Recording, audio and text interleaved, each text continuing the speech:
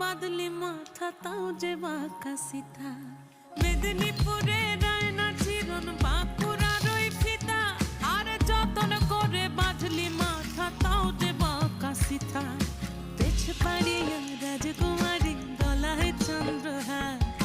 দিনে দিনে বাড়ছে তোমার চুলেরই বাহার পেছ পাড়িয়া